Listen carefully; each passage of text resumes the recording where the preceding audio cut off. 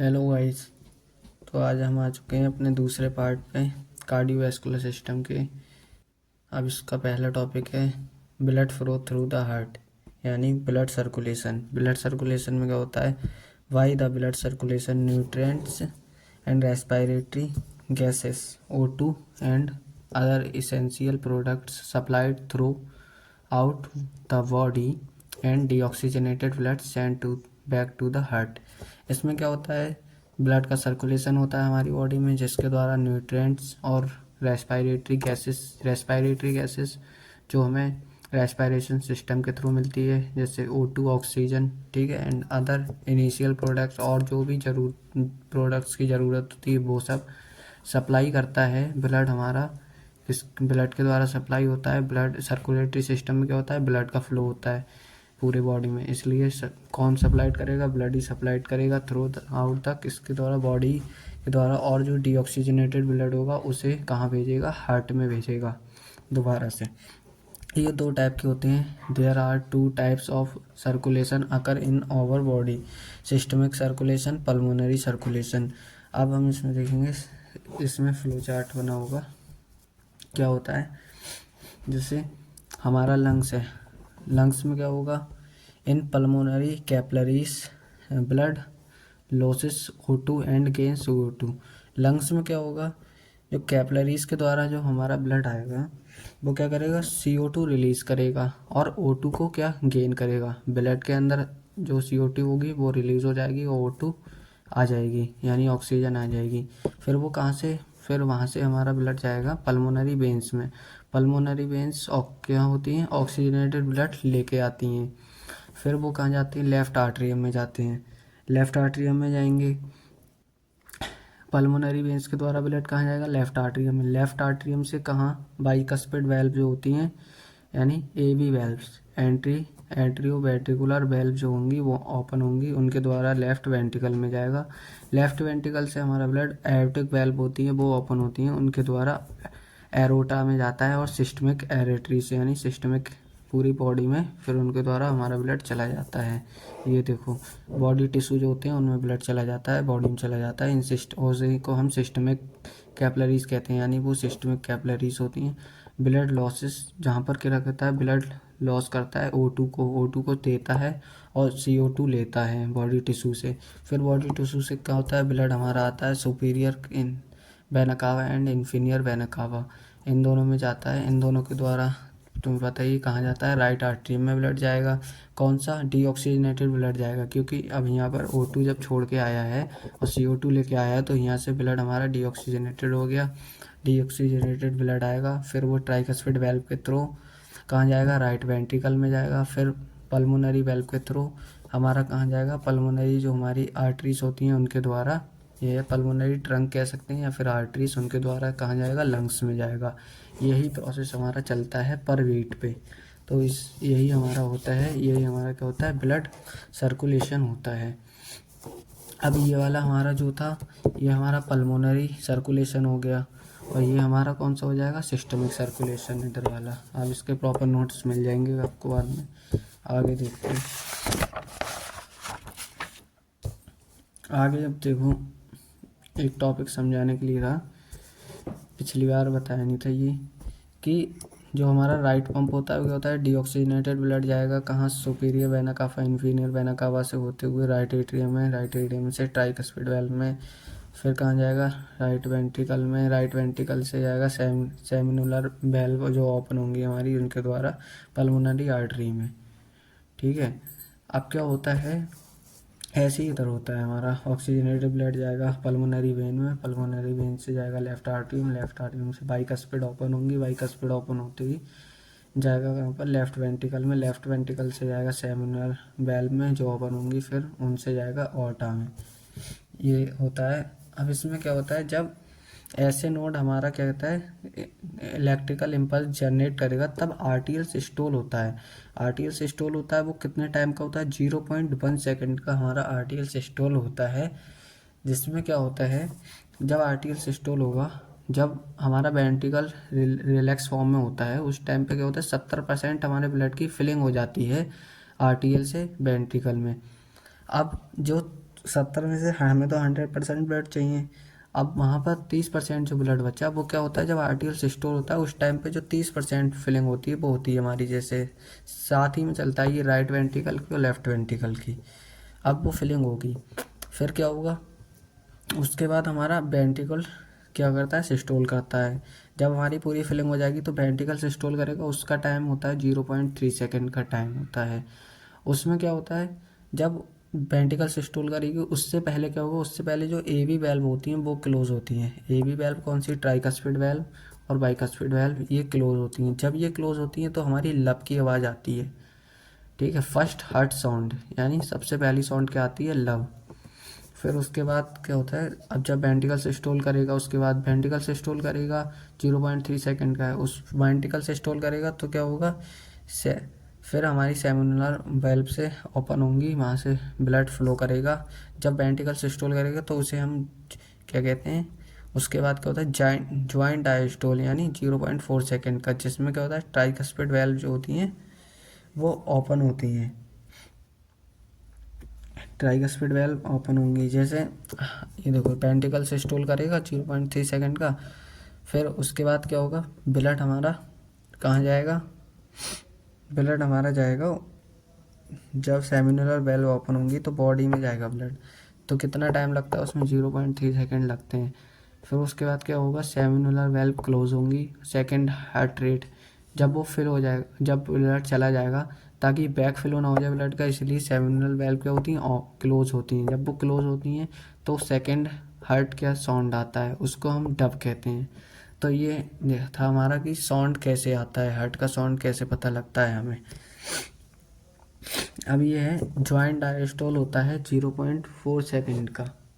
Joint diastole में क्या होता है, ज्वाइंट डायस्टोल 0.4 सेकेंड का होता है। उसमें ट्राइकस्पिड वेल्व जो होती है वो ओपन होती है और जो 70% फिलिंग होती है हमारी वो होती है। डायस्टोल, वही बात आ गई, पहले ही बताया था कि जब डायस्टोल होता है तो 70% फिलिंग हो जाती है। मान लो अभी क्या होगा, वेंट्रिकल सिस्टोल करेगा, यानी वो करेगा, कॉन्स्ट्रक्शन करेगा तो सारा ब्लड चला जाएगा। अब फिर जो लौट के ब्लड आएगा हमारा कहाँ पर आएगा, आर्टियल सिस्टोल करता, यानी आर्टिया में आता है ब्लड, आर्टिया में आता है। आर्टिया के बाद कहाँ जाता है, जब आर्टिया में जाएगा तो हमारी वेंट्रिकुलर क्या होंगी, उस टाइम पे डायस्टोल करती होंगी। ज्वाइंट डायस्टोल इसलिए क्योंकि दोनों जो हैं, राइट राइट और लेफ्ट दोनों वेंट्रिकल हमारी क्या करेंगी, सिस्टोल करेंगी, डायस्टोल करेंगी। उस टाइम पे क्या होगा, हमारा 70% जो है वो फिलिंग हो जाती है। पहले ही बताया था आपकी 70% फिलिंग हो जाती है हमारे ब्लड की। अब हम देखते हैं नेक्स्ट कार्डिया साइकिल क्या होता है। अब हम देखेंगे कार्डिया साइकिल। कार्डिया साइकिल क्या होता है, cardiac cycle is defined as a sequence of event taking place during each heart beat. Cardiac cycle एक सीक्वेंस इवेंट होता है। इसका मतलब क्या होगा, cardiac cycle is defined as a sequence of events taking place during each heart beat. इसका मतलब होगा कार्डिया साइकिल क्या है, एक कार्डिया साइकिल को हम डिफाइन करते हैं, एक सीक्वेंस इवेंट होता है, ठीक है, जो कब होता है, जब ईच हार्ट बीट, हर एक हार्ट बीट के टाइम पे जो सीक्वेंस चलता है उसे हम कहते हैं कार्डिया साइकिल। जैसे now one heart beat include, एक हार्ट बीट में क्या होता है, now one heart beat include, एक हार्ट बीट में क्या होगा, वन सिस्टोल, एक सिस्टोल होगा और एक ही डायस्टोल होगा, वन डायस्टोल। सिस्टोल में क्या होता है, कॉन्स्ट्रक्शन होगा हार्ट का, डायस्टोल में रिलैक्सेशन होगा हार्ट का। So we can also say cardiac cycle is the time when one systole and one diastole takes place. तो हम कह सकते हैं कि जो कार्डिया साइकिल वह टाइम होता है जब एक क्या कहते हैं सिस्टोल होता है एंड एक डायस्टोल होता है, टेक्स प्लेस करता है, यानी होता है। ड्यूरिंग सिस्टोल हार्ट कॉन्स्ट्रैक्ट्स, और जब सिस्टोल होगा तो हार्ट क्या करेगा, कॉन्स्ट्रैक्ट करेगा, और जब डायस्टोल होगा during diastole heart relax form में होगा। Time period of cardiac cycle, cardiac cycle का टाइम पीरियड क्या होता है, 0.8 second. Normal beat of heart कितनी होती है, 72 बीट पर मिनट, यानी हमारा नॉर्मल हार्ट बीट दिल कितना धड़कता है, 70 से 72 बार पर मिनट, यानी एक मिनट में 70 से 72 बार धड़कता है। कार्डिया साइकिल के स्टेज, यानी cardiac cycle include 3 main stage, 3 main stage होती हैं, atrial systole, ventricle systole, complete cardiac diastole. बताया था आपको, आर्टियल सिस्टोल करेगा फिर वेंट्रिकल करेगा फिर यानी ज्वाइंट डायस्टोल भी कह सकते हैं हम इसे। तो हम देखते हैं आर्टियल सिस्टोल में क्या होता है। इट्स ड्यूरेशन 0.1 सेकेंड, यानी 0.1 सेकेंड। इसकी ड्यूरेशन कितनी होती है? 0.1 सेकेंड की ड्यूरेशन होती है, यानी कितना टाइम होता है, कितना टाइम लेता है ये? 0.1 second. During आर्टियल systole superior vena cava and inferior vena कावा transport deoxygenated blood into right atrium, and at the same time four pulmonary veins brings oxygenated blood into left atrium। यानी during कब? आज जब atrial systole करता है उस time क्या superior vena cava और इन्फीरियर वेना कावा जो होती है वो ट्रांसपोर्ट करती है ब्लड को। कौन से ब्लड को? डीऑक्सीजनेटेड ब्लड जो होता है हमारा सुपीरियर वेना कावा और इन्फीरियर वेना कावा से आता है। ठीक है, उस टाइम पे क्या होता है, जो डीऑक्सीजनेटेड ब्लड होता है हमारा, डीऑक्सीजनेटेड ब्लड कहाँ? इनटू राइट एट्रियम में जाएगा। And at the same time superior inferior vena कावा से कहाँ जाता है? राइट एट्रियम में जाता है। ठीक है, ट्रांसपोर्ट करेगा। कौन ट्रांसपोर्ट करेगा? सुपीरियर वेना कावा और इन्फीरियर वेना कावा राइट एट्रियम में ब्लड को ट्रांसपोर्ट करेंगे। और उसी टाइम पे क्या होता है, जो 4 पल्मोनरी वेन्स होती हैं हमारी, वो 4 पल्मोनरी वेन्स क्या करती हैं, जो ब्लड होता है उसे ब्रिंक्स से लाना या फिर यहाँ ट्रांसपोर्ट भी लिख सकते हैं, ट्रांसपोर्ट करती हैं ऑक्सीजनेटेड ब्लड को इनटू किस में? लेफ्ट आर्टरियम में। ठीक है, फिर क्या होता है finally in the last step में क्या होगा? एंट्रोवेंट्रिकुलर वेल्व, एंट्रोवेंट्रिकुलर वेल्व वही एवी वेल्व जैसे ट्राइकस्पिड और बाइकस्पिड, ठीक है, वो ओपन होंगी as a result of atrial systole. कब ओपन होती हैं? जब आर्टियल सिस्टोल करेगा तब ओपन होंगी। And blood transfer into ventricle, और ब्लड कहाँ जाएगा? वेंट्रिकल्स में आ जाएगा। यह है प्रोसेस होता है आर्टियल सिस्टोल में। अब हम देखेंगे आर्टियल diastole, ventricular systole, sorry ventricular systole देखेंगे। वेंट्रिकुलर सिस्टोल में क्या होगा? Ventricular systole its time duration is 0.3 second when blood comes into left and right ventricle, then as a result of ventricular systole blood from the both ventricle transferred into the pulmonary artery and aorta। इसमें क्या होगा? जब blood हमारा आएगा into left और right ventricle में तो वो क्या होगा? देन ऐसा रिजल्ट उस टाइम पे क्या होगा? देन ऐसा रिजल्ट हम क्या देखेंगे? वेंट्रिकुलर सिस्टोल होगा। जब वेंट्रिकुलर सिस्टोल हो गया यानी वेंट्रिकल कॉन्स्ट्रिक्ट करेगी तो क्या होगा? Blood form from the both ventricle, blood क्या होगा? फ्रॉम द दोनों वेंट्रिकल से ट्रांसफर हो जाएगा किस में? इनटू द पल्मोनरी आर्टरी में एंड एरोट्रा। पल्मोनरी आर्टरी होती है हमारी, कहाँ पर होती है पल्मोनरी आर्टरी? पल्मोनरी आर्टरी होती है हमारी लेफ्ट में और एरोट्रा होता है हमारा राइट में। तो इन दोनों से क्या होगा? ब्लड ट्रांसफ़र हो जाएगा, वेंट्रिकल सिस्टोल होगा तब। तो after atrial and ventricle systole all the valves get closes. जब आर्टियल और वेंट्रिकल सिस्टोल होता है तो सारी, फिर उसके बाद क्या होती हैं, और जो दोनों सिस्टोल हो जाते हैं उसके बाद सारी वेल्व क्लोज हो जाती हैं। फिर क्या होगा? Atrial and ventricle systole occur due to the electric impulse generated by S A node and transferred by the A V node. जब आर्टियल और वेंट्रिकल सिस्टोल होगा तो क्या होगा? बताया था S A node A V node पिछले lecture में। पहले नहीं देखा हो तो पिछले लेक्चर देख के आओ, तब समझ में आएगा। तो क्या होगा? Occur due to electrical impulse, जब इलेक्ट्रिकल इम्पल्स जनरेट होंगी तो कहाँ? ऐसे नोड पे जाएंगी तो हमारा आर्टिकल सिस्टोल होगा। फिर ए बी नोड पे जाएंगी, फिर कहाँ जाएंगी? Bundle of phase A B node से, फिर पुरकेंजी फाइबर, तब हमारा वेंट्रिकल सिस्टोल होता है। अब क्या होगा? कंप्लीट कार्डियक डायस्टोल, उसे हम जॉइंट डायस्टोल भी कह सकते हैं। जॉइंट डायस्टोल इसलिए क्योंकि वो क्या होता है? दोनों का होता है, इसलिए यानी दोनों हमारे जो होते हैं पार्ट्स वो क्या करते हैं? डायस्टोल करते हैं, इसलिए हम जॉइंट डायस्टोल कहते हैं। इट्स टाइम ड्यूरेशन कितनी होती है? 0.4 second when both आर्टियल and ventricular systole, जहाँ पर दोनों क्या आर्टियल और वेंट्रिकुलर दोनों चीज़ें क्या सिस्टोल करती हैं। Complete their is a complete diastole is 0.4 second. और जो क्या होता है यहाँ? When both आर्टियल and ventricular systole complete, जब आर्टियल और वेंट्रिकल का सिस्टोल कंप्लीट हो जाए तो ये कंप्लीट डायस्टोल को, और इसके बाद क्या होता है? जब ये कंप्लीट होता है तो कंप्लीट डायस्टोल होता है ऑफ कितना? 0.4 सेकेंड का। फिर क्या होता है? व्हेन आर्टियम एंड वेंट्रिकुलर गेट रिलैक्स, और आर्टियम और वेंट्रिकल कैसे होते हैं? रिलैक्स फॉर्म में होते हैं उस टाइम, जब हमारा ज्वाइंट डायस्टोल होता है उस टाइम।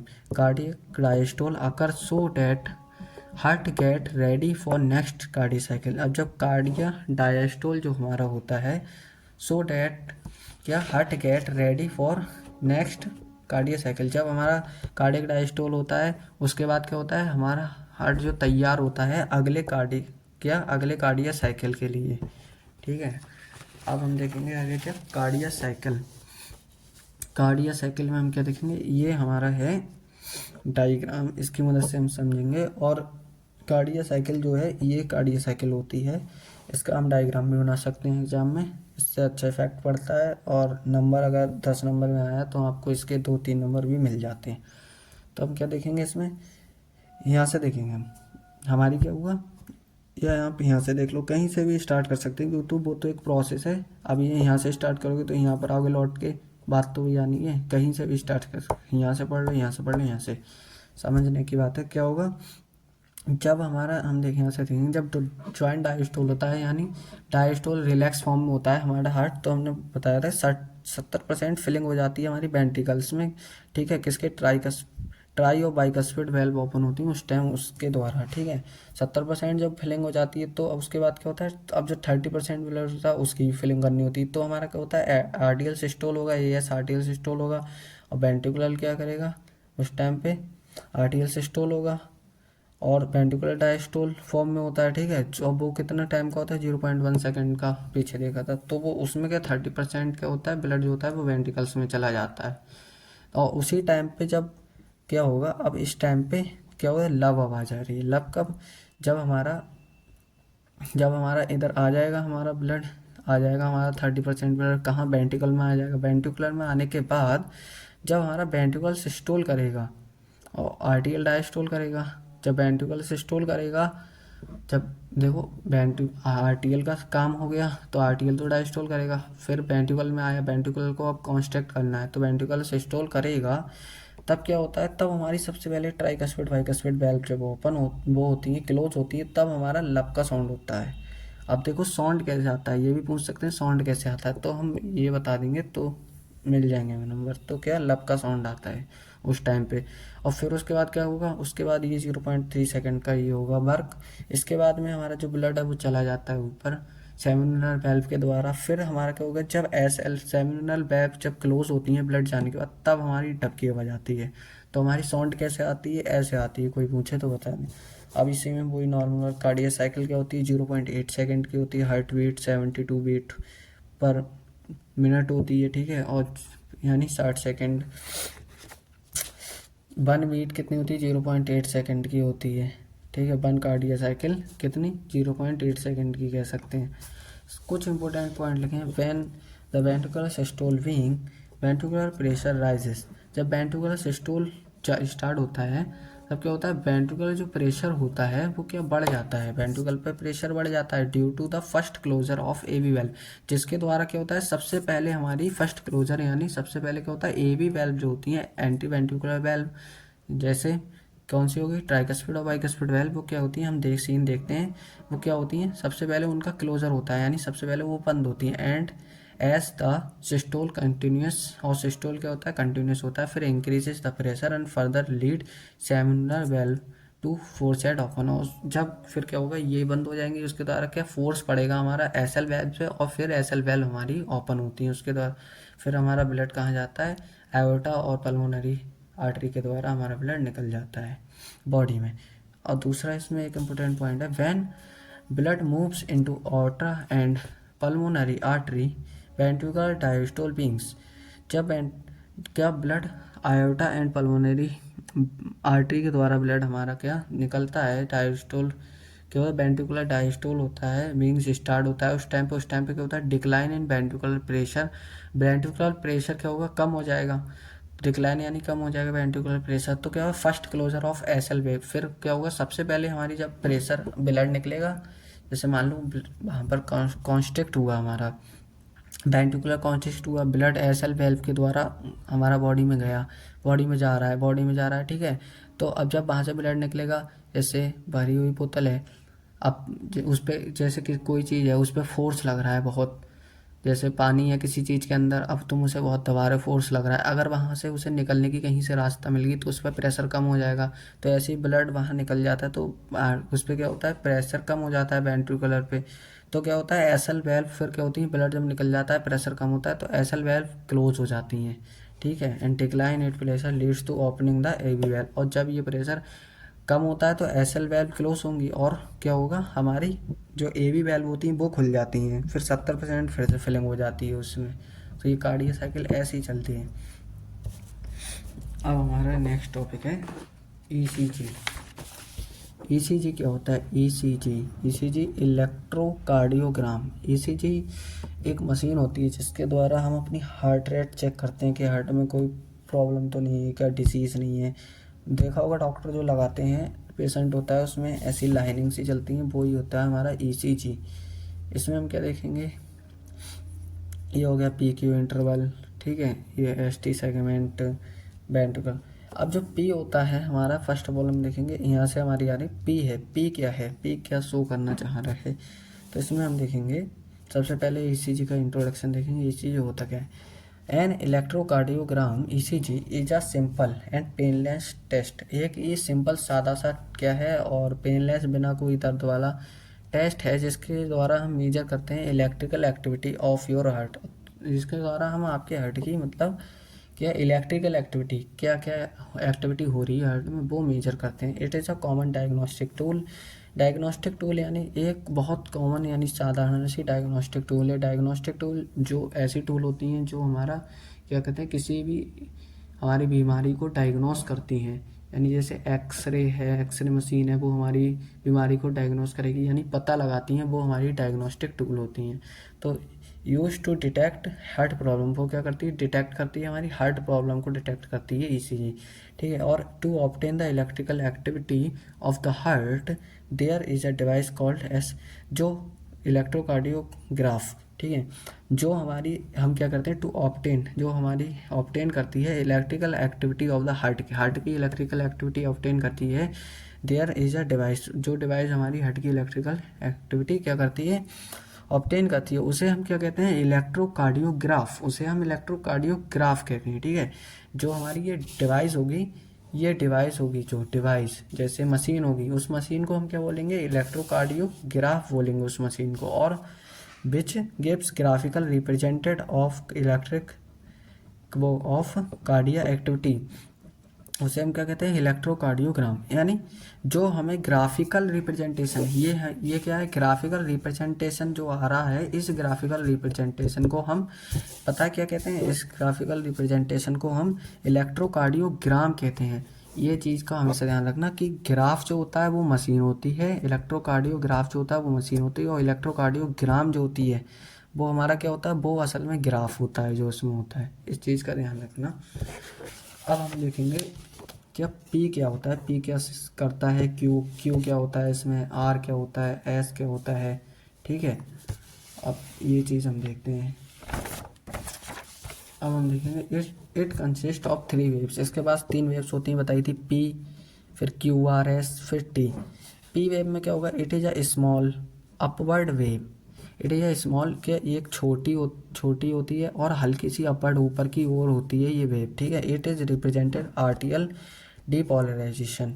इसमें देखो आप देखते हो ये क्या होती है, पी वेव है, छोटी वेव है, ठीक है, छोटी है, ज़्यादा बड़ी तो है नहीं, हल्की सी ऊपर की ओर है, अपवार्ड यानी ऊपर की ओर है, ठीक है।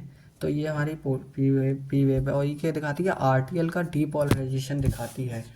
आरटीएल डीपोलराइजेशन यानी आरटीएल डीपोलराइजेशन क्या होता है, आरटीएल डीपोलर, तो ये देखो it represented atrial depolarization which separate from, क्या होता है, which separate from SA node throughout both the आर्टरिया।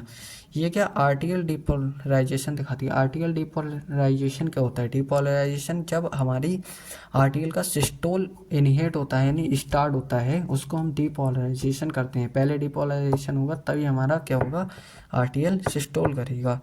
जो किसके द्वारा होता है डीपोलराइजेशन, से ऐसे नोड है वो हमारा क्या करेगा, इलेक्ट्रिकल इम्पल्स जनरेट करेगा, और वो थ्रू आउट किसके, बोथ द आर्टिया, दोनों आर्टिया में फिर क्या होगा, हमारा डीपोलराइजेशन होगा।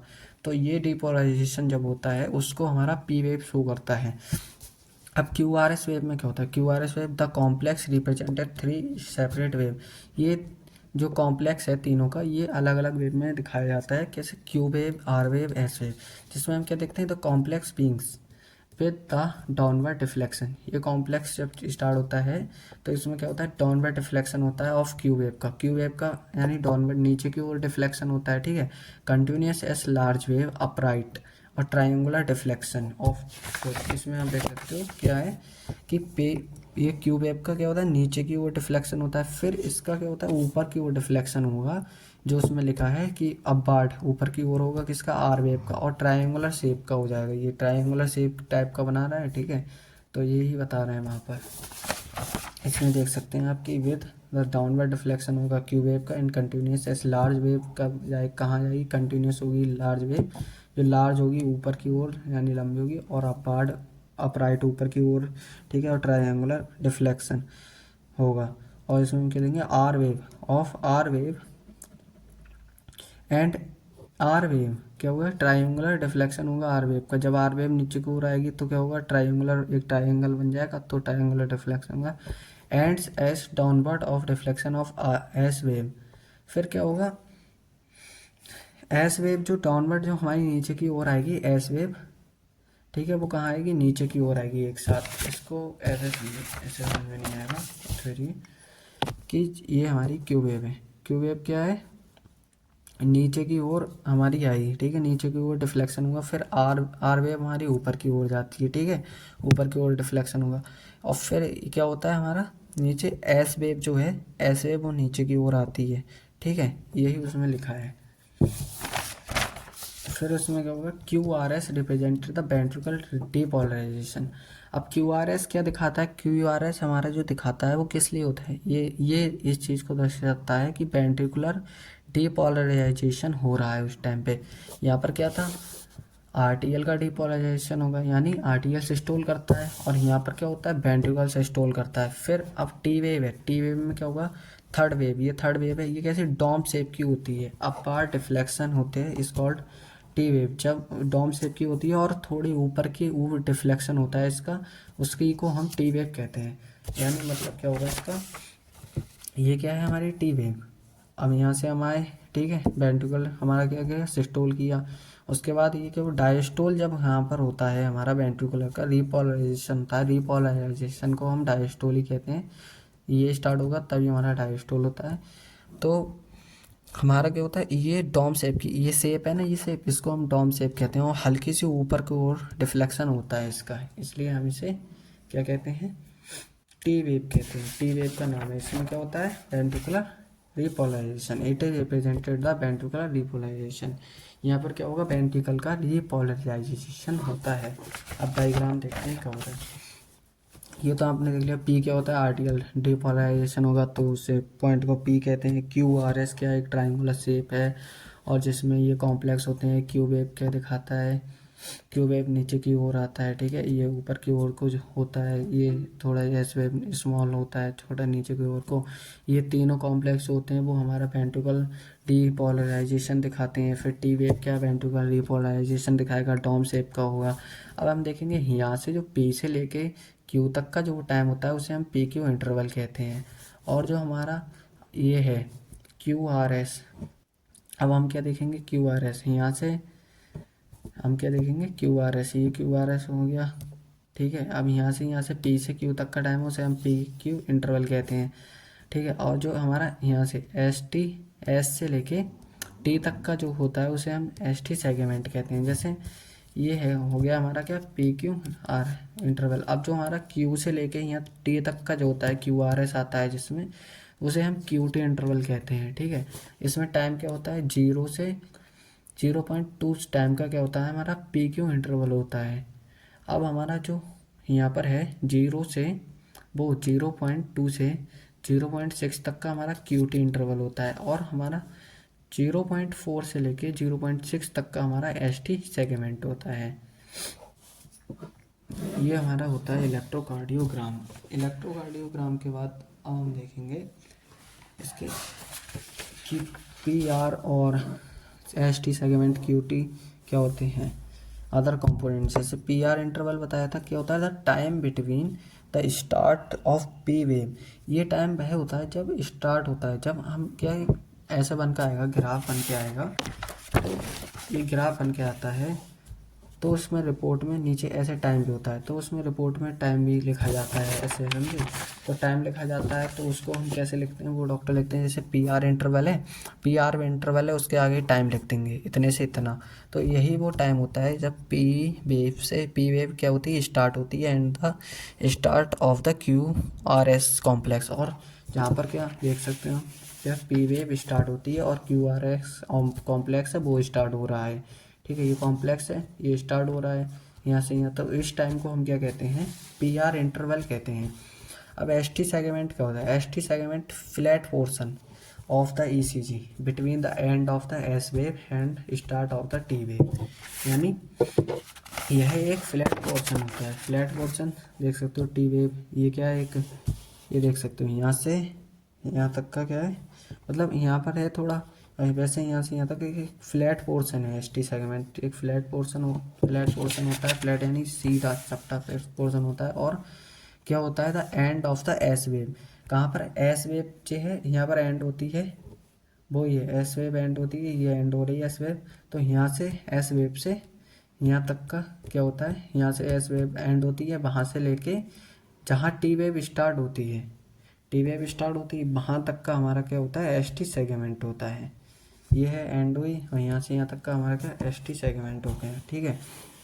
अब हम इसमें देख सकते हैं तीसरा क्या है, तीसरा Q T interval. Q T interval क्या होता है, the time between the start of the Q R S complex, जो टाइम स्टार्ट होता है हमारा Q R S complex and the end of the T wave, ठीक है। जो हमारा टाइम स्टार्ट होता है, टाइम बिटवीन जो टाइम होता है बीच में किसके, start of Q R S complex and and of the T wave. ये बताया था कि जो क्यू आर एस कॉम्प्लेक्स है वो स्टार्ट होगा, ठीक है, और एंड होगा कहाँ पर, टी वेव पर, उस टाइम को हम क्यू टी इंटरवल कहते हैं। अब हम नेक्स्ट टॉपिक देखेंगे, इसमें ब्लड वेसल्स क्या होती हैं। Blood vessels, the heart pumps through into the vessels that very in structure, size and function, ठीक है।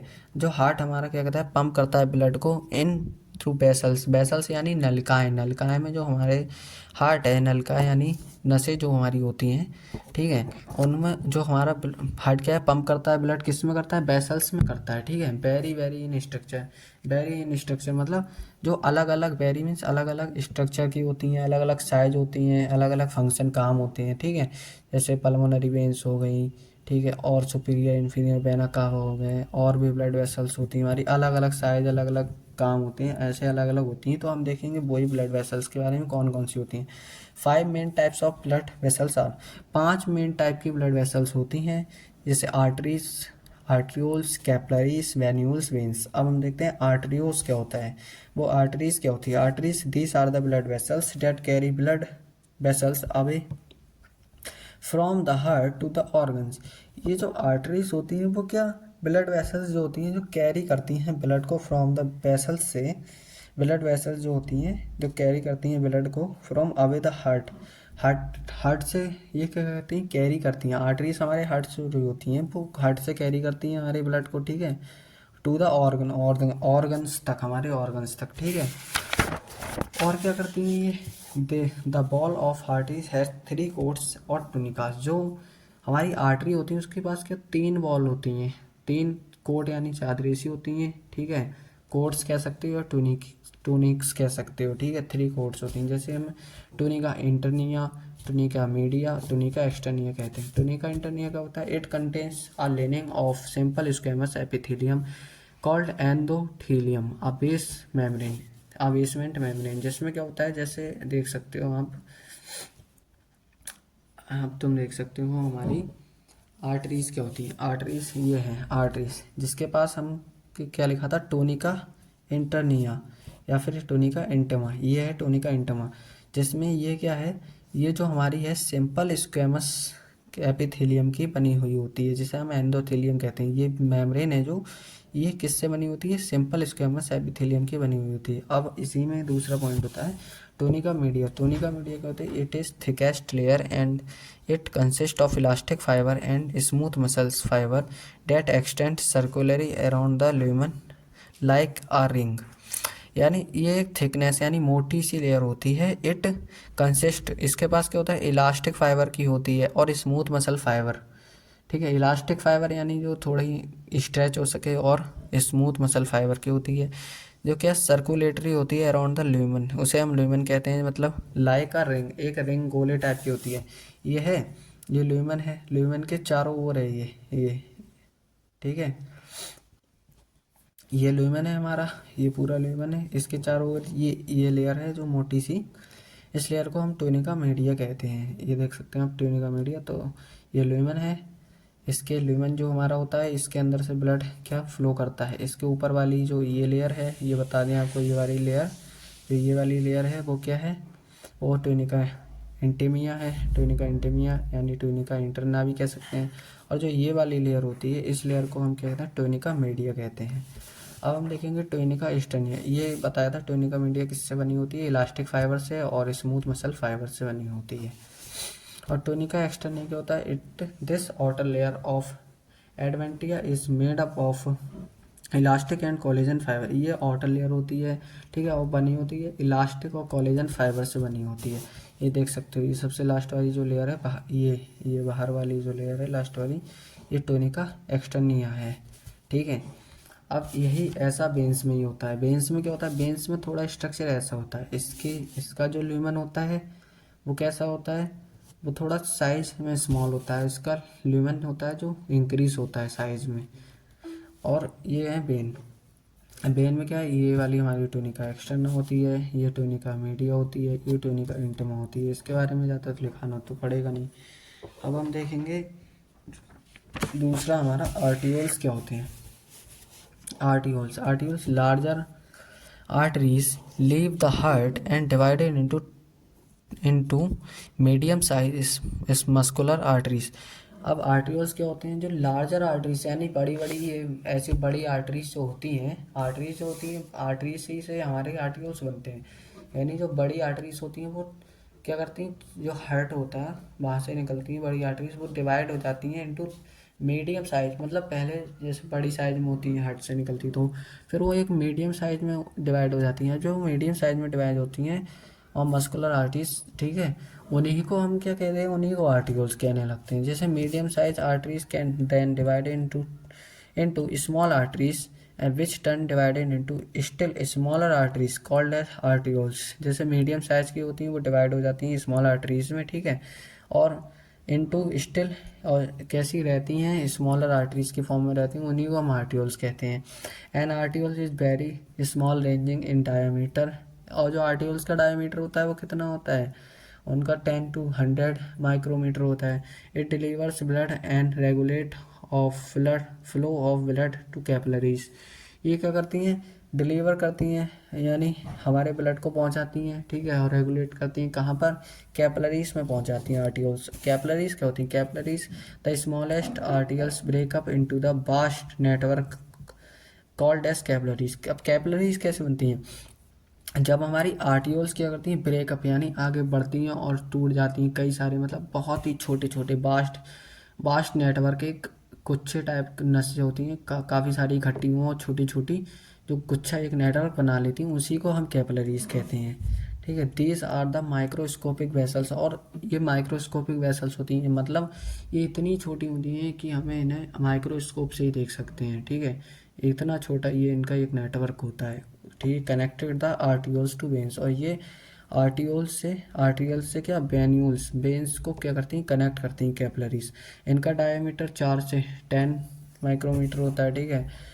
And the flow of blood from arterioles to venules through capillaries is called as micro circulation.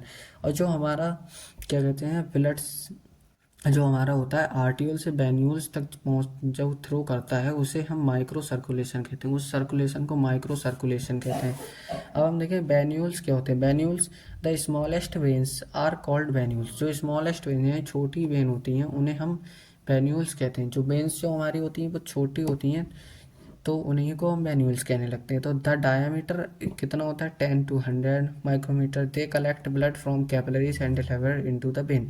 ये क्या, capillaries जो होती हैं हमारी, उनसे blood लेंगी, कहाँ पर डिलीवर कर देती हैं, वेन्स टू द वेन्स, और डिलीवर करती हैं कहाँ पर, वेन्स में पहुँचा देती हैं यानी डिलीवर करती हैं। अब देखेंगे वेन्स क्या होते हैं। These are the blood vessels that convey blood from the tissue back to the heart. ये क्या टिश्यू, ये जो क्या करती हैं, ये ब्लड वेसल्स क्या करती हैं, ब्लड को कन्वे यानी लेती हैं फ्रॉम द टिश्यू से कहाँ तक, back to the heart, heart तक पहुँचाती हैं, टिश्यू से हार्ट तक पहुँचाती हैं वेन्स। ठीक है। अब क्या होता है, इट्स डायमीटर रेंज, इसकी डायमीटर होती है 0.1 mm होती है। ठीक है। Into greater than 1 mm, 0.1 mm तो होती है लगभग, और इससे ज़्यादा भी हो सकती है। इट कंसिस्ट ऑफ 3 कोट्स, इसके पास भी 3 कोट्स होती हैं, वो ही बताया था। कौन सी coat, tunica interna, tunica media, tunica externa. ठीक है, वो वहाँ पर डायग्राम है, बार बार डायग्राम बनाने की ज़रूरत नहीं है इसका, वहाँ पर ही दोनों का बना दिया है। ठीक है। इट कंसिस्ट ऑफ 3 कोट्स, बताया था, यही पॉइंट हो गया हमारा। और they are thinner because there is less muscle and elastic tissue in tunica media. ये क्या होता है, जो थोड़ी हल्की सी क्या होती हैं, थिनर, मतलब उनसे कम क्या होती हैं, थिनर यानी उनसे कम मोटी होती हैं, यानी थिन होती हैं। ठीक है। Elastic tissue in tunica media, क्योंकि इनके देखो, इसका ट्यूनिका मीडिया, ये ट्यूनिका मीडिया बड़ा होता है, इसमें ज़्यादा मसल्स इलास्टिक होती है, इसमें थोड़ा इसके मुकाबले कम होता है। ठीक है। ये काम होता है तभी ये क्या होता है, इसका ल्यूमन बड़ा होता है, इसका ल्यूमन छोटा होता है। और ये क्या, veins carry blood at low pressure then artery. क्या देखो, इसका ल्यूमन छोटा होगा तो इसमें ब्लड कितना कैसे होगा, आराम से फ्लो होगा, यानी ल्यूमन मतलब इसका ल्यूमन बड़ा है, तो इसका ल्यूमन बड़ा है वेन्स का, तो क्या ब्लड आराम से फ्लो होगा। और इसका ल्यूमन हमारा क्या है, इसका ल्यूमन हमारा बड़ा है, इसका ल्यूमन छोटा है, इसका ल्यूमन छोटा है तो हमारा क्या है, ब्लड फ्लो होने में प्रॉब्लम होगी। तो इसलिए इसमें हमारा क्या होता है, वेन्स में ब्लड होता है ईजिली फ्लो होता है, आराम से फ्लो होता है। ठीक है। अब हम देखेंगे ये क्या है, वही हमने देखा था, ये हमारा ब्लड यहाँ से आ रहा है, आर्टरी से आ रहा है। ठीक है, आर्टरी से आ रहा है। अब ये आर्टरी ही हमारी क्या होती है, आर्टरी से आ रहा है, आर्टरी से क्या होता है, ये हमारी बन जाती है यहाँ पर आर्ट्रियोल बन जाते हैं। ठीक है, आर्ट्रियोल। अब ये एक बहुत छोटे छोटे ये नेटवर्क में डिवाइड हो गए, इन्हीं नेटवर्क को हम कैपिलरीज कह देते हैं।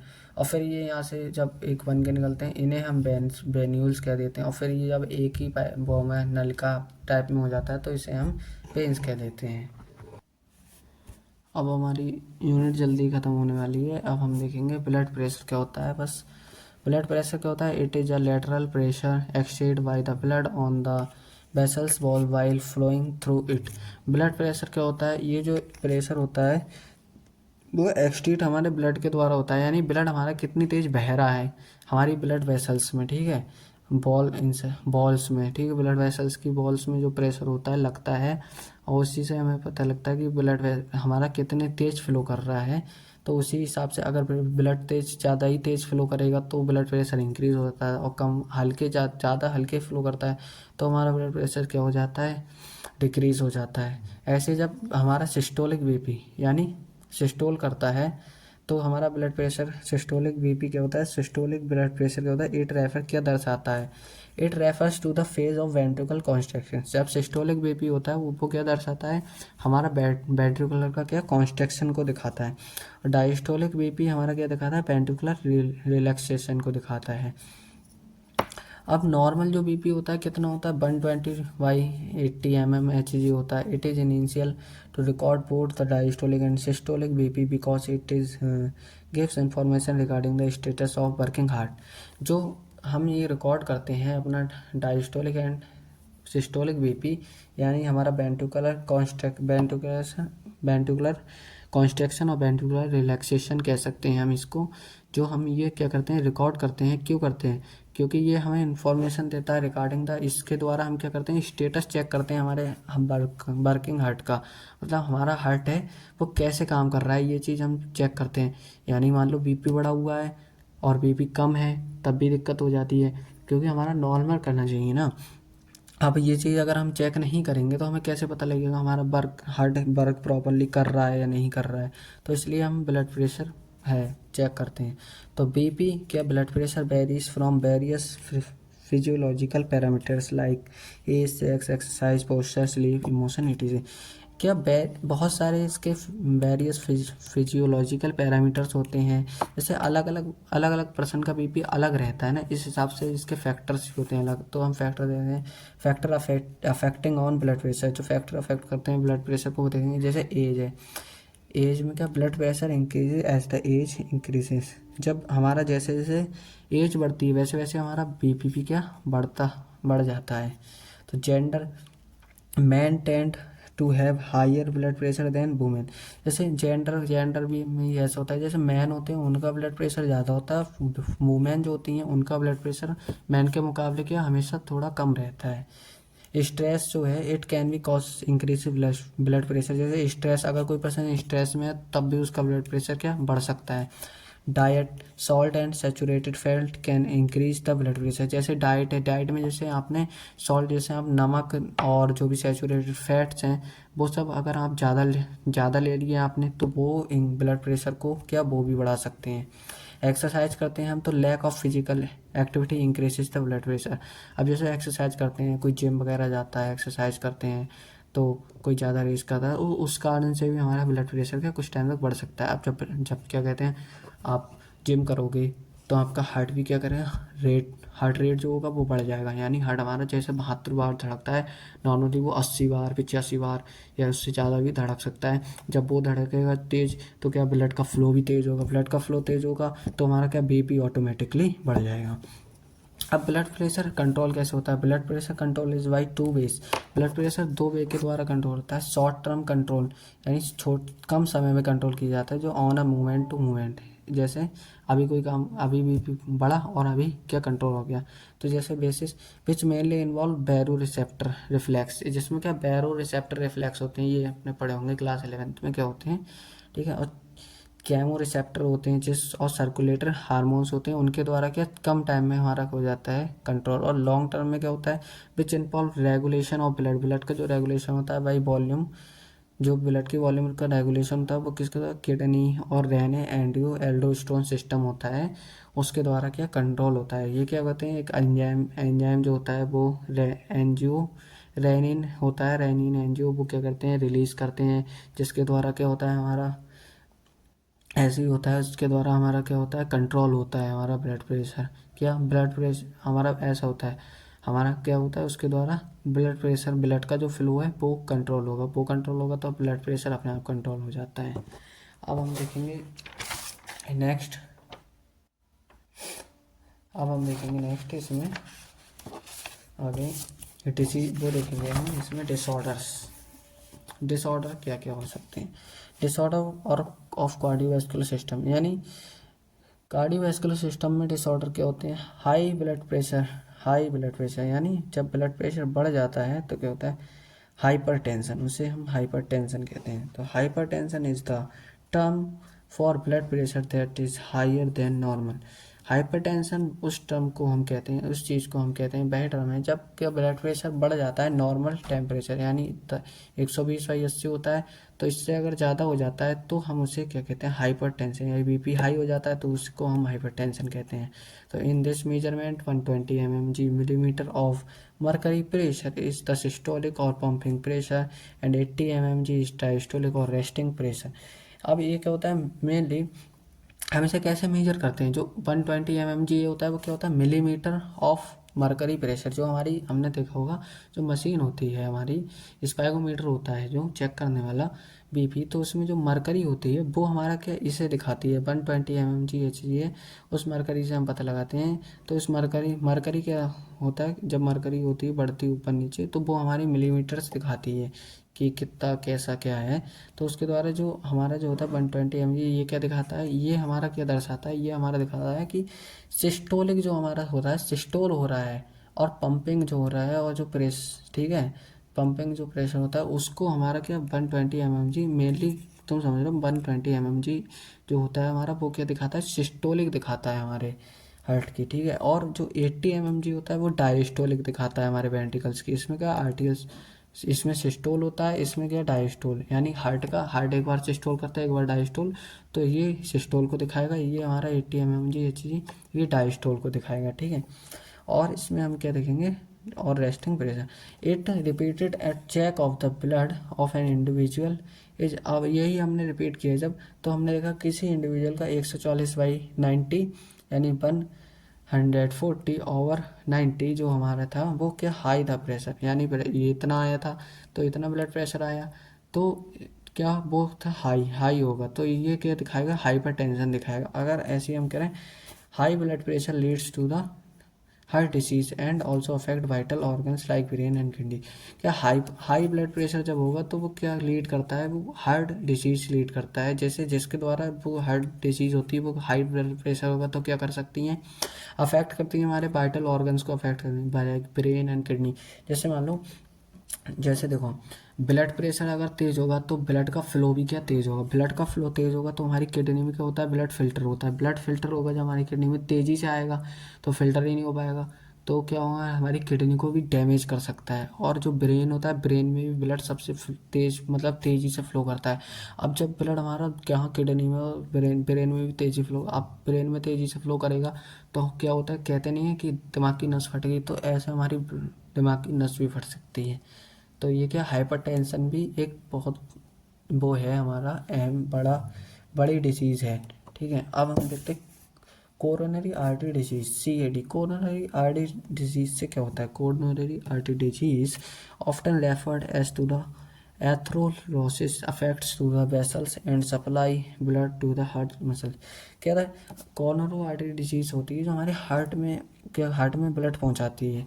तो इसमें आपने सुना होगा, जैसे सुना होगा कि हार्ट अटैक आता है तो जो ब्लड वेसल होती है उसमें हमारा जो होता है फैट जम जाता है, तो वही डिजीज़ की बात हो रही है यहाँ पर। ठीक है, जिसे उसे हम एथरोस्क्लेरोसिस भी कहते हैं, स्क्लेरोसिस भी कहते हैं, जिसमें क्या होता है, एक हमारी फूड पाइप जो होता है, जैसे हमारा ब्लड वाला जो पाइप होता है यानी वेसल होती है, उसमें क्या होता है, फैट इकट्ठा हो जाता है यानी जम जाता है। ठीक है, तो वहाँ पर हमारी क्या हो जाती है, ये कोरोनरी आर्टरी डिसीज़ हो जाती है। क्योंकि जब वो जम जाएगा ज़्यादा फैट तो उसमें स्पेस भी कम होगा, हमारी वेसल में स्पेस कम होगा तो ब्लड क्या फ्लो नहीं कर पाएगा, हल्के हल्के फ्लो करेगा। एक ऐसा टाइम आता है जहाँ पर ब्लड क्या फ्लो नहीं कर पाता है, तो उस टाइम पे क्या हार्ट अटैक भी पड़ जाता है। At cost deposit of calcium, ये लिखा है देखो, जहाँ पर क्या डिपोजिट हो जाता है कैल्शियम का, फैट का, कोलेस्ट्रॉल का एंड फाइब्रस टिश्यू का, किस में, fibrous tissue, which makes the lumen arteries narrow. अब वो क्या, ल्यूमन को, जैसे ल्यूमन जो होता है, ल्यूमन वही छेद होता है जिसमें मतलब जिसमें क्या होता है, वो ही स्पेस होगा जिसके द्वारा हमारा क्या ब्लड जाता है, उस स्पेस में देखा था ल्यूमन होता है हमारा आर्टरी वेन्स में। वहाँ पर क्या होते हैं, हमारे कैल्शियम, फैट, कोलेस्ट्रॉल जब इकट्ठे हो जाते हैं तो वो क्या करते हैं, ल्यूमन को नैरो यानी छोटा कर देते हैं। ठीक है, अब इसमें एजीना देखेंगे, angina it is also called angina pectoris, इसे हम एजीना पेक्टोरिस भी कह सकते हैं। A symptom of acute chest pain, angina pectoris का सिम्टम क्या होता है, इसमें इसका सिम्टम होता है एक्यूट चेस्ट पेन। इसमें क्या होता है, हमारे सीने में दर्द होता है यानी चेस्ट पेन होता है। Happens no enough oxygen is reaching to the heart muscle, angina can occur in man and women of any age but is more common among the middle age and elderly. It occur due to condition that affect the blood flow. अब जो एजीना होता है, एजीना भी किससे होगा, इसी से होगा। क्योंकि देखो जो हमारा इसमें हमने देखा था, हमारी वेन्स में और आर्टरीज में जो हमारा वो होता है ब्लड वेसल्स, उनमें क्या होता है, फैट, कैल्शियम, कोलेस्ट्रॉल जब इकट्ठा हो जाता है तो ब्लड क्या फ्लो नहीं कर पाएगा, ब्लड फ्लो नहीं कर पाएगा तो उसी को एजीना कहते हैं, एजीना पेक्टोरिस। जब ब्लड फ्लो नहीं कर पाता है तो हमारे कभी चेस्ट में पेन होता है। अब चेस्ट में पेन होता है तो उस चेस्ट में पेन होता है तो उसको हम एजीना कहते हैं, एजीना पेक्टोरिस। तो एक्यूट चेस्ट पेन होता है जिसमें क्या होता है, हमारी ऑक्सीजन जो होती है, ऑक्सीजन इनफ, हमारी ऑक्सीजन नहीं पहुंच पाती है हार्ट के पास इनफ। ठीक है, जैसे अब वो है, ब्लड कम फ्लो करेगा, हल्के से फ्लो नहीं कर पाएगा तो ऑक्सीजन भी क्या नहीं पहुंच पाएगी हार्ट के पास। ठीक है, अब अगर अच्छे से फ्लो करता, सही से जाता तो ऑक्सीजन सही से पहुंचती, तो इसलिए ऑक्सीजन सही से नहीं पहुंच पाती है, इसलिए हमारे क्या होता है, चेस्ट में पेन होता है। उसी पेन, और जब वो पेन होता है तो इस बीमारी को हम एजीना पेक्टोरिस कहते हैं। और ये जो एजीना होती है वो क्या मैन में भी हो सकती है, वुमेन में भी हो सकती है, और कोई भी एज का जो पेशेंट हो उसमें भी हो सकती है। ज़्यादातर ये मिडिल एज के लोगों में देखी जाती है। ठीक है, और बूढ़े जो हैं उनके एज में देखी जाती है। ठीक है, ये due to the condition that affect the blood flow, और ये कंडीशन क्या होती है, अफेक्ट करती है हमारे ब्लड फ्लो को। इसके द्वारा क्या होता है, देखेंगे किसके द्वारा, हार्ट फेलियर। हार्ट फेलियर तो सुना ही होगा, तो इसके द्वारा हार्ट फेल भी हो सकता है। मतलब heart failure means state of heart when it is not pumping blood effectively enough to meet the needs to the body। मतलब हार्ट फेलियर का मतलब क्या होता है, स्टेट, यह वह स्टेट होती है जब हार्ट क्या होता है, पंप नहीं कर पाता है ब्लड को इफेक्टिवली। क्या होता है, जो ब्लड होता है वो इफेक्टिवली नॉट पंपिंग ब्लड, ठीक है, and effectively enough to meet the needs to the body. और हमारा जो ब्लड होता है वो क्या होता है, बॉडी से नहीं मिल पाता है। मतलब ब्लड फ्लो नहीं करेगा तो बॉडी से ब्लड नहीं मिल पाएगा। मतलब ब्लड का फ्लो ही नहीं होगा तो क्या होगा, तो जब ब्लड का फ्लो नहीं होगा तो CO2 और O2 का क्या होगा, ट्रांसपोर्टेशन भी नहीं होगा। तो इसलिए हार्ट फेलियर, उस टाइम को हम हार्ट फेलियर कहते हैं। It is sometime called congestive heart failure because congestion of the lungs is the one of the main symptom of this disease। ठीक है, इसमें क्या होता है, कुछ टाइम कॉन्जेक्शन हो जाता है हमारे लंग्स में, ठीक है, और ऑफ द मेन सिम्टम, ये सबसे बड़ा सिम्टम यानी लक्षण है हमारे किसका, ऑफ दिस डिसीज, यानी हार्ट फेलियर का सबसे बड़ा क्या होता है फंक्शन। जैसे जिसका हार्ट फेल होता है उसका लंग्स की तरफ क्या होता है, कॉन्जेक्शन यानी इकट्ठा हो जाता है हमारा, जैसे वो ही इकट्ठा हो जाता है। कब होता है, तभी होगा जब हमारे कैल्शियम कोलेस्ट्रोल वगैरह इकट्ठे हो जाते हैं और ब्लड का फ्लो ही बंद हो जाता है। तो ऐसे ही जब देखा होगा जिसको हार्ट अटैक आता है उसके पहले लंग्स में दर्द होता है, लंग्स में दर्द होता है और उसके बाद हार्ट अटैक ही आ जाता है एक साथ। तो यही जो लंग्स में दर्द होता है यही हमारा सबसे बड़ा सिम्टम यानी सबसे बड़ा लक्षण है कि हमें हार्ट अटैक आ सकता है, यानी हार्ट फेलियर हो सकता है। अब कार्डिया अरेस्ट में क्या होता है, when the heart stop beating. Cardiac arrest यानी जब हमारा हार्ट स्टॉप कर देता है, यानी बीट करना, धड़कना ही बंद कर देता है, तो उसे हम कार्डिया अरेस्ट कहते हैं। जैसे हार्ट बीट करना बंद कर देता है कभी कभी तो कहते हैं मर जाता है, तो उसे फिर क्या होता है, बैंड किस पे ले जाते हैं अपने लोग, जब हार्ट हार्ट काम करना, बीट करना बंद कर देता है तो डॉक्टर क्या करता है, डॉक्टर जो दो आयरन टाइप की होती हैं उनसे इलेक्ट्रिक शॉक देता है, तो वो ये करता है, कार्डिया अरेस्ट हो जाता है उस समय बंदा। उसकी वजह से वो जो इलेक्ट्रिक करंट देता है, इलेक्ट्रिक करंट की वजह से क्या होता है, कभी कभी तो दिल क्या है बीट करना स्टार्ट कर देता है, वरना तो पेशेंट चला जाता है, तो उस टाइम को हम कार्डिया अरेस्ट कहते हैं। अब हार्ट अटैक क्या होता है, वहाँ तो हार्ट फेल हो जाता है, हार्ट यानी फेल, वो क्या पंप नहीं कर पाता है ब्लड। अब हार्ट अटैक क्या होता है, व्हेन द हार्ट फेलियर वो होता है जहाँ पर हमारा क्या ब्लड पंप नहीं करता है हार्ट। और कार्डिया अरेस्ट तो बताइए। अब हार्ट अटैक में क्या होता है, हार्ट अटैक और हार्ट फेलियर अलग है थोड़ा। तो हार्ट अटैक में क्या होता है, when the heart muscle is suddenly damage bye N adequate blood supply. इसमें हार्ट अटैक में ये होता है, वहाँ तो क्या फ्लो नहीं कर पाएगा, हार्ट फेलियर में ब्लड हमारा ब्लड फ्लो नहीं कर पाता है, हार्ट फेल हो जाता है, ठीक है। हार्ट अटैक में क्या होता है, जिसमें क्या हमारी कोई जैसे कोई भी मसल होती है वो अचानक से क्या कहती है डैमेज हो जाती है, ब्लड सप्लाई के टाइम पे क्या कोई मसल है वो डैमेज हो गई, तो उसको हम क्या कहते हैं हार्ट अटैक। तब हमें हार्ट